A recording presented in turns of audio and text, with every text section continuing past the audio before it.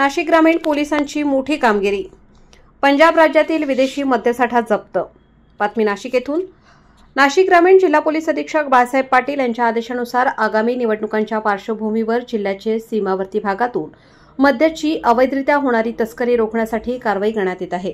त्या अनुषंगाने स्थानिक गुन्हे शाखेचे पोलीस निरीक्षक रवींद्र मगर यांना मिळालेल्या गोपनीय माहितीनुसार मुंबई-आग्रा महामार्गाने धुळे ते नाशिक बाजूकडे येणाऱ्या एका ट्रकमधून मोठ्या प्रमाणात अवैधरित्या मद्याची तस्करी होत असल्याची बातमी मिळाली होती।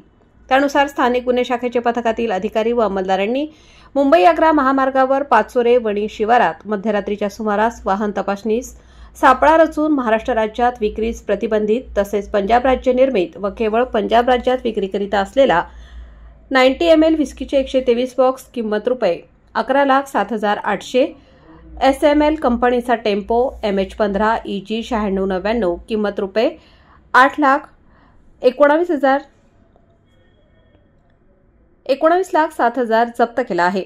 सदर आरोपी आशिष अमचंद फिरोदिया व त्याच्या मालकीचे वरील वाहनामध्ये पंजाब राज्यातील मद्यसाठा घेऊन मागील बाजूस फळांचे रिकामे कॅरेट ठेवून गाडीच्या मागील बंद बॉडीमध्ये एक छुपा कप्पा तयार करून त्यात वरील वर्णनाचा अवैध मद्यसाठा स्वतःच्या कब्जात बाळगून विक्री करण्याच्या उद्देशाने वाहतूक करताना मिळून आला असून त्यास वरील गुन्ह्यात अटक करण्यात आली आहे। आरोपी हा पंजाब राज्य निर्मित विदेशी मद्यसाठा हा काळ्या बाजारात चढ्या दराने विक्री करण्याच्या उद्देशाने तस्करी करत असल्याचे निदर्शनास आले आहे। सदर प्रकरणी पुढील तपास पिंपळगाव पोलीस ठाणेकडील अधिकारी व अंमलदार करीत आहे।